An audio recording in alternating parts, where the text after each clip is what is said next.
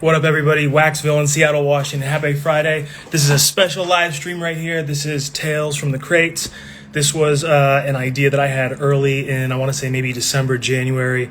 It was one of my goals to start doing live streams, and I thought it would be really cool to come online and kind of share stories from my past collecting records, all the way back to 2009, how I acquired them, maybe my experience shopping records in other countries and whatnot. And I thought it would be cool to kind of come online and talk about this for new collectors as well as OGs who really appreciate, the art of collecting records and digging.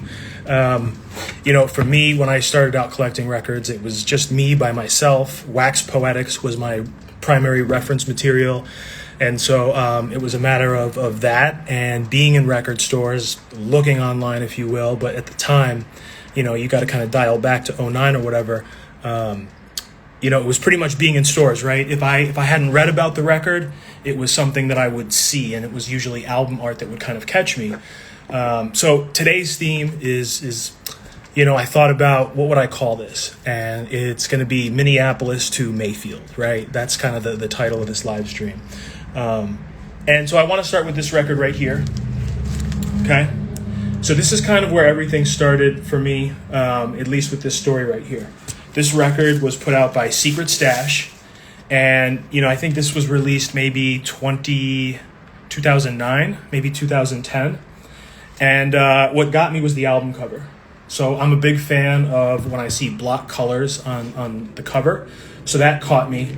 Then the fact that, I could tell something was going on here with Russia, Soviet funk. This was kind of enough to capture me. But really, it was this right here, Secret Stash. So that's the name of the label, and here's the album. So back then, Secret Stash was one of the first labels that I recognized. I noticed they were doing really cool releases. This was the first one that I got. There was a porno compilation that they put out. The vinyl was pink. And, again, back then, cool album covers, colored vinyl wasn't as popular as it was maybe today. And it was enough to get me. So I want to show you this real quick, and then I'll kind of tell you the story about it. So red vinyl, cool. You can see the lady on there, right? Eye-catching. The story behind this record, and it's really funny. Basically, this was kind of this underground project, 60s, 70s.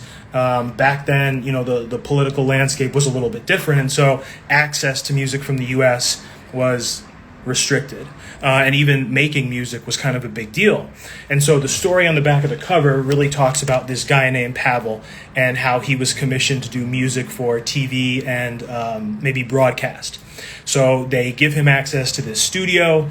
He's recording music, teaching other musicians. And so the story says that over the course of years, all this jazz funk sound from the Soviet Union, Russia, popped up. Now, when I went back to do my research, I was looking at some of the notes, and I had seen that people said that it was just kind of like a spoof, right? That the story is not true. It was a band from Minneapolis that made the album, no ties to Russia. In fact, people have gone online and said that the tracks make no sense. They don't translate to anything, or if at all, it's kind of like some weird, gross stuff. So this is what started. This was how I kind of got, into the game, Secret Stash Records, at least understanding this label. So because I was familiar with the label, I'm always about kind of brand recognition. I like to kind of, whether it's clothes, sneakers, whatever, I like to all kind of have everything be uniform. So I would keep an eye out from releases from Secret Stash. And let me put this one on real quick so you can get a little sample. I mean, I don't know that anything sounds Russian about this. Does it sound cool? Yeah, it's not a bad record. So you can hear that, put that on LP. Right? Jazz funk. You've kind of heard this sound before. I'll keep it low. But that kept me watching Secret Stash Records. And so the next record that I saw was Twin Cities Funk. Okay? Now, I didn't know anything really about soul back then, or enough to say that I want this record because of some songs on it. It was really kind of like the premium package. And so with this, cool album cover, double gatefold, opens, right? So that kind of got me there. Came with a 45 and this cool newspaper. So they were doing all the goodies right, and that was enough to get me. In addition, the vinyl, purple, translucent, tribute to Prince, I believe. So I had this record for many, many years. And back then I was really kind of in like beat maker mode. So the first thought of mine when I was going for records is, what can I sample on the record? And I remember spinning this a couple times, and I thought, there's maybe like one track that I like, and it sat on my shelf for years. I will even tell you that I tried to sell this record. I tried to sell it at least 3 or 4 times, from the time it was released up until last year. And one night I was thinking, okay, what records are we going to, showcase on the gram next? And I said, let me give this record a try real quick because it's soul, right? Funk and soul. 2 LPs, a lot of good music on here. And so I put it on and I was blown away, mainly by 2 songs. So the one that I had liked years back, and then this other song that I found on here. Let's see. Okay. Yeah. And you probably heard me talk about this with Rambo from FOS. It's Take Care by Wanda Davis. So that song really kind of like turned me on and said, you know what, let's see if there's a 45 of the record. So I went out for the 45, couldn't find it anywhere, not available on Discogs, fine. And so this is kind of a little tip for folks that are new to the game. Sometimes when you type in an artist name, it might not pop up the way you learned it, right? Maybe there's a the in front of it. Maybe there's an S at the end of the title. So I would always say be creative when you're trying to find a record. Try different search words and maybe spell things a little differently to kind of see what pops. I know YouTube is infamous for it, Discogs as well sometimes. And in doing so, I found out that song Take Care was actually sang by another woman later on. And let's see here. So again, fast forward 2021, I was about to sell this. I put this on the table and it sounds different. I hear some things that really stick with me, mainly that Wanda Davis track. But what I found was someone else sang the song Take Care. A lady named June Conquest, okay? This 45 right here. I'm going to play both because I want you to hear the difference. Windy Sea, Chicago, right? And so from what I understand, that was a label that Curtis Mayfield was a part of. And so from this record right here, I decided to really kind of get into, well, let's see about Curtis Mayfield's label. And so in doing that research, I came across a group called the Fascinations. And the Fascinations really kind of blew me away with this song called I Can't Stay Away From You, right? So I looked it up. I had found it online. And I think it was like a $70 record or something. One copy, maybe the condition was good. So I decided to pass. I was, all about waiting. I went to eBay, and I had seen one that was on auction. But again, the quality of the record was subpar. I wanted something a little bit better. So I sat and I waited. For me, I don't know if it's something about, being older or what, but I'm very patient and I'm fine to walk away from records. I truly love collecting records for the chase, the hunt. That's how it started. That's what kind of, got my attention. And so I'm fine walking away from records. I know I'll see them again. And that's kind of what happened with this one. So I had all my alerts on, and one day it popped up. So I came across this record right here. Okay, Fascinations. This was Curtis Mayfield's label.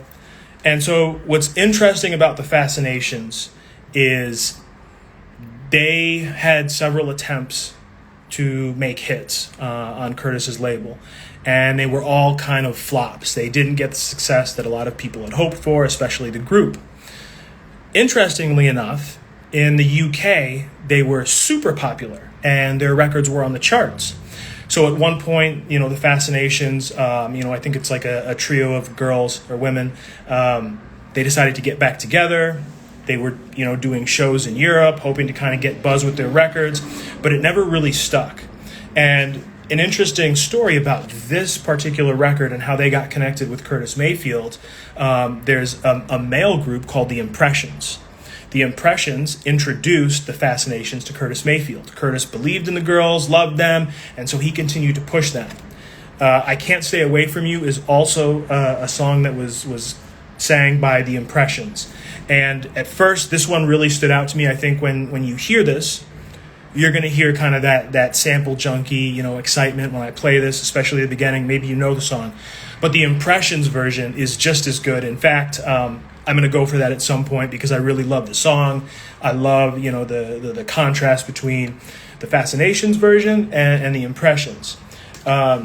Here's another tip real quick. So in addition, one of the things that I do when I'm on Discogs or eBay, if I see one record that I like, I'll often look at the rest of the seller's records. I'm very much about bundling records when I can for shipping, and because, one shot, one kill, there might be something else that I've been looking for that's in their, storefront or whatever. So I'm always kind of searching through, analyzing the records that are there, and I'll look to kind of bundle. And because of that, I came across this record right here, which to me is an absolute gem. I'm so glad that I saw it. I didn't know any of this, prior to really kind of starting on my search for that June Conquest track, right? Or, I'm sorry, Wanda Davis, Take Care.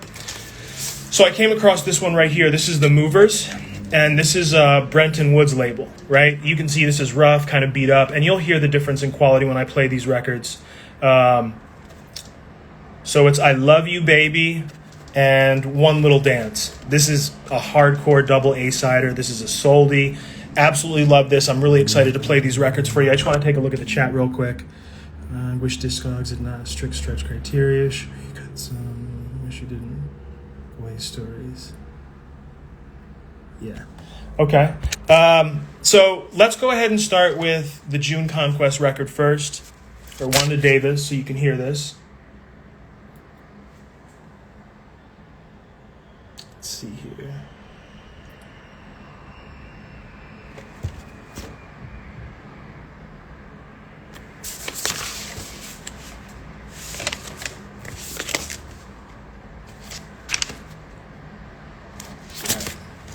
So we'll play this one first, track 3.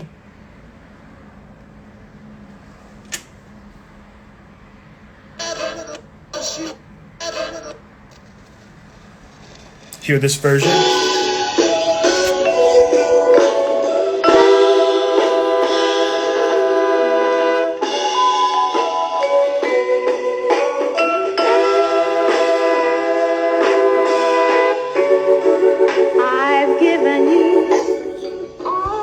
So I just absolutely love this track.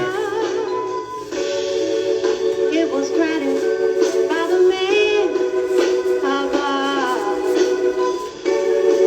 He said, I can give it to the man that I choose.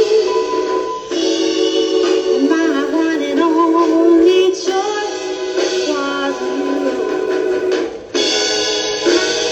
Don't let my love grow cold. So that's Wanda's version. Now we're going to play the June Conquest version.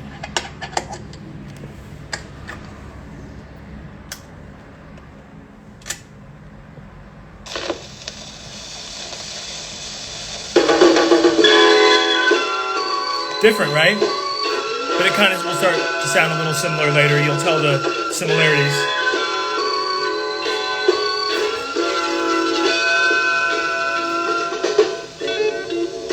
I've given you all of my love. It was granted to me by the man above. He said I could give it to the one I choose. And my one and only choice was you. Don't let my love grow cold, please. It's the only thing that belongs to me. And I'll love you forever, my dear. Take care. So I'm always curious to know what y'all think, which version you like better. For me, I'm torn. I'm gonna have to probably go with Wanda Davis, but I do love June's version, and I'm always talking about album art being important to me.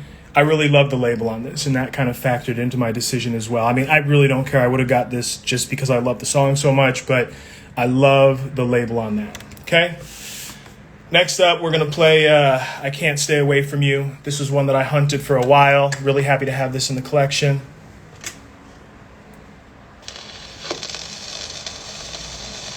Little noise on this one, but that's okay.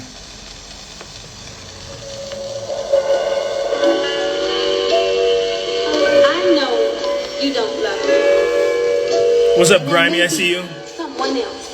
And as I sit alone here at home, this is too cold, man. Too cold. What I should do, I find I can't stay away from you. I can't stay away from you.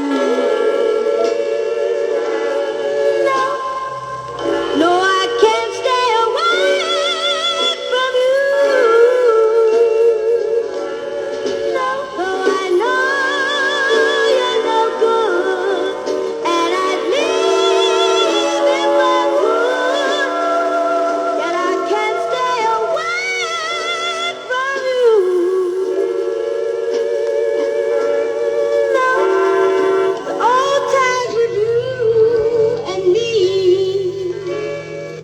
So the Impressions version sounds a lot different. Me and my man Grimy were talking, I think it was earlier in the week. This reminds me of like something Apollo Brown would sample very well. I love the vibe to it.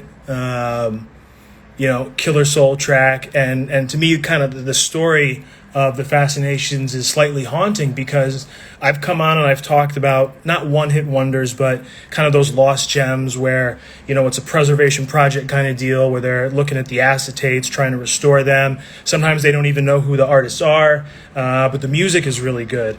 And, the Fascinations, they didn't have that success. It was kind of a wrong time, wrong place kind of thing because I absolutely love their catalog. This is easily my favorite 45, from them. I think they did a handful of them or whatever, over the course of the years that they were singing, but Can't Stay Away From You. And I don't even really care about the other side, to be honest with you. I really just wanted this track. I like the label. Let's go ahead and spin the Movers real quick. We'll do One Little Dance. That's maybe my favorite of the two.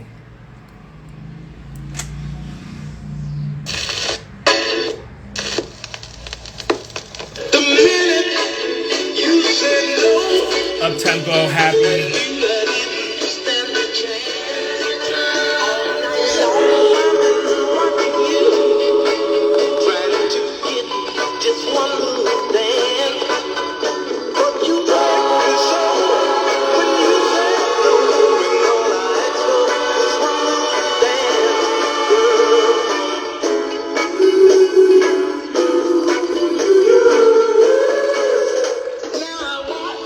Killer.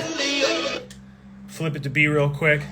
And again, I didn't know anything about this record. I didn't know who the Movers were. This was simply me, finding by looking, essentially. I was hunting other records. I came across this. The label stood out to me. I knew Brenton Wood, was kind of involved or whatever. And so I went for this one kind of on the way. And I think it's really, my buddy Zach always tells me we don't find the records find us. And I thought about that for a long time because I do wonder how I come across the records that I do when I do. I know a lot of folks might know these records, but to me it's new and I'm excited about it and I kind of love sharing this stuff with you. Let's go ahead and play the other side real quick.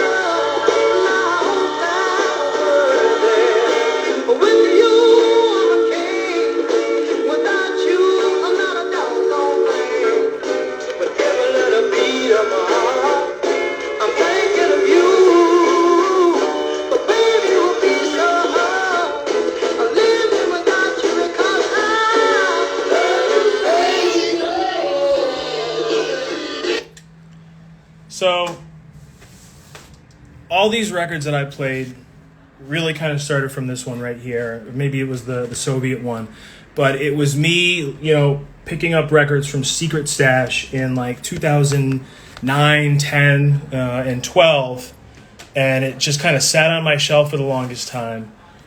Wasn't feeling it, and as life unfolds and things evolve, things sound good again. And that's what led to me finding this record here by June Conquest, just another version of Take Care from Wanda Davis, right? And then, kind of along the way, finding this one by The Fascinations, leveraging, the storefront, being resourceful and seeing else what was available, and just kind of letting, the label suck me in, really, and take a listen. And sure enough, this was a great find. Really happy to have this. So I tell you all this stuff because as a new collector, we have to make decisions when we're getting records, and sometimes we like to play it safe with the stuff we love. Sometimes it's about just holding on to records for a while and not necessarily moving it. Just because you don't like it today doesn't mean you might not like it in a week. And, sometimes I say you've got to let things bake a little bit.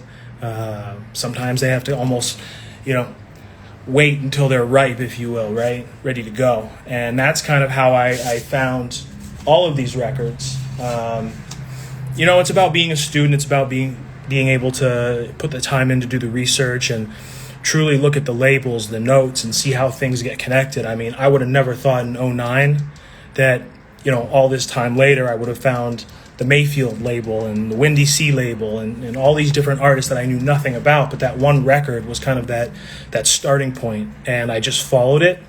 I looked at the musicians, the songs, did my research, and like I said, sometimes the search has to be a little different. Maybe it's not as simple as putting in the artist's name, maybe spelling it differently, song titles, and so on like that can be really helpful, and you'll be so surprised what you can come across and find. Sometimes you have to go through a lot of records to find the one that you really like. That's kind of one of my sayings with work, is that you need to see what you don't like sometimes to see what you really do like, and that was the case for me. I think that Secret Stash record is great. I absolutely love it. I appreciate it more today than I did in like 2009, but I'm just grateful to kind of explore and be able to find these records and then kind of play them for you, because my whole thing is I want to share good music with you. This stuff ends up becoming the soundtrack to my life, just like it does your life and everything like that. But yeah, man. So this was kind of the first version of Tales from the Crate. I hope you enjoyed it. I hope you got to see some records that maybe you didn't know about before, and giving you a little sample of the timeline going from 2009 to 2021, and how they got on my shelf is always kind of cool. And it makes me really think about stuff that Dave from FOS said, which is it's not so much the records that he remembers, but the people and the stories behind it. And that really stood out to me, because that's what it's about. It's where the records came from, the idea. I wonder who had this record before me. Who was grooving to it on a Friday night? What did that record mean to that person? I think about that stuff. I'm always curious about where the music comes from. And I think there's so much more to be said about it than, just putting it on the turntable. Doing the research on the Fascinations, the Movers, finding out who all these people are, builds up my knowledge base so that then I can come share it with you. And I feel like I'm that much more dangerous when I'm in a record store looking around, because my awareness is stronger. And, you've got to be able to kind of navigate when it comes to the 45 game. Like I said, sometimes you don't have sleeves with covers and artwork to kind of wow you. You need to be able to look at these labels and say, oh, Mayfield, I know the people that are on this roster. Let me see if it's this record. And those kind of things will lead you to music, right? It's a different way, of course. I mean, sure, I could look at a cheat sheet and, look up great soul records and things like that and start checking them off. But I like the idea of uncovering things as if I'm doing research. That, again, like I said up front, for me it was all about the hunt. One of the very first times that I put a record on the turntable, it was a Strictly Breaks record, and I think it was like De La Soul. So I'm playing it, and there was one song that I just kept playing over and over again. There was something that I absolutely loved about it. I didn't know what it was at the time. Now I can tell you it was the Fender Rhodes. And the song was Gil Scott-Heron and Brian Jackson, The Bottle, off the Winter in America album. So back then, being young and foolish, I'm like, man, I'm going to ruin this record if I keep playing it over and over again. So I went out to the record store to buy Winter in America. And I went to one record store, they didn't have it. I went to another record store, they didn't have it. And a third record store, and they didn't have it. And my want to find this record is why I fell in love with collecting records. It was the hunt. And I remember when it showed up, it was kind of beat up. I wasn't paying too much attention to condition then. I didn't know like the gradings or anything like that. I just saw Winter in America. It seemed to be priced right. I bought it, and then I got it. And then there's something to be said about taking a record and opening it and smelling it. And that basement moldy mildew smell is something that I look for, because I know the record's been it's been used, right? This was someone else's soundtrack for a while, and now I've brought it into my collection and it's on my shelf. And so I just remember reading the album notes, and it was so special to me. It was like all this factual information that would kind of like help me understand what they maybe were going through at the time when they were creating the record, what was going on during the times in the 70s. And that is what fueled me to continue digging, to pay attention to the small notes and everything like that. Because I didn't have friends point me in the right direction. I mean, there were people that I admired and I looked up to, and what I was able to synthesize from everything that I understood about some of the leaders that I was following back then. It wasn't necessarily the records they had. It wasn't these massive collections, and I was like, oh man, I can't wait to have 1,000 records. What I understood and synthesized was that they knew a lot of information. The way that they would tell stories about records, the excitement that they would have when they put it on the turntable and play it, that was what I was after. So back in 08, 09, when I was getting into collecting, I knew it was going to be a labor of love, and I've always loved, conducting research, and I would say, the business side of me, I always try and be a subject matter expert with what I'm doing. I like to know everything about it. If you could imagine jumping, in the deep end and you're just in the water, in the trenches. That's how I kind of treat the record collecting. And so when I get a record, I learn everything about it, the label, and I just keep pushing and pushing and pushing. And it branches out all these different avenues where I'm like, oh, that's an interesting label. I should check that out. Or this musician played on this record. He's also on these ones over here. And over time, you start to connect the dots, and it's just like a supercomputer. Your mind works faster. You're able to see things and kind of push through. And before you know it, you're holding all this knowledge, right? And you want to be able to share it with your friends and kind of help them, raise them like you kind of came up in the game. And so that is what Tales in the Crates is all about. It's some of these stories. Some of them I'm being really vulnerable and sharing things about mistakes that I made, or maybe some good decisions, accidents, and how I acquire some of these records. Because I didn't know everything when I started, and I still don't know everything. But I want to be able to kind of share that information with all of y'all, new collectors, the OGs that will kind of appreciate hearing a song like The Fascination, something they've probably known for a long time. But when it gets, played on the turntable, you crack a smile. You're like, that's awesome that you found that. It's a great song. So that's why I do this. I don't know how often I'm going to do the Tales from the Crate series or anything like that. But, I want to do an episode on Brazilian records, because that's an area that I really went deep in. I wanted to do another one on my time in Amsterdam, digging records and so on like that, so that you can kind of understand what it's like to shop records in Europe and so on like that. And some of the different records that I bring back. When I would go overseas, I'm not trying to bring American records back. I want to bring records that I haven't seen before, that I haven't heard before. And that's really what happens when I would be overseas. I'd be in record stores. I'd have no cell phone service or anything like that. And I'm seeing records that are brand new to me. I know nothing about it. I'm strictly going off of album cover or, like I said, names that are on the back of the label, any sort of clue that's going to point me in the right direction. So, again, that's Tales from the Crates. I hope everyone, really enjoyed this. Again, some really cool records. I don't know if the story was exciting as for you as it was for me to kind of tell it. But again, I think being able to connect these dots is really cool, and to kind of step up your game and whatnot. So I want to thank everybody for tuning in. Like I said, maybe I'll do some more of these, maybe I won't, but I hope that you were able to kind of take something away from it and really step up your game. Shout out to Act Daddy for joining. I want to say congratulations on the birth of your child. It's very beautiful. I'm glad everyone is happy and healthy. So kudos to you, man. Kudos to the missus. Much respect and peace. I see you, George. I see you, Jake. Appreciate y'all tuning in. Man, there was one other thing that I wanted to say about this that is just really drawing a blank right now. So maybe I'll have to come back and share it in the comments or whatever. So we'll do a quick recap of the records. This was the first one, Soviet Funk. Okay, red vinyl. This was the first record that, got me connected to Secret Stash, which led to me kind of being on the lookout for this record right here, Twin City Funk and Soul. Very premium package on this. Like I said, it came with this cool newspaper talking about the musicians. There was also this 45 right here. And the vinyl's really pretty, especially in the light. I don't know if you can see it like I see it, but so that was that. And again, this one record haunted me. I wanted to sell it. I wanted to get rid of it. I wasn't connecting with it, but I just kept it on the shelf. And finally, one day, I heard the music differently. And that's what led to June Conquest, Twin Cities, The Fascinations, Can't Stay Away, and this Movers record right here. So that's all that's to it for today. Anybody that has questions, wants to reach out to me, I'm responsive. I answer all my DMs. I'm happy to kind of talk shop with you and help you find records and get pointed in the right direction. So thank you all. Appreciate y'all. Take care. Waxvillain, Seattle, Washington. I'm out.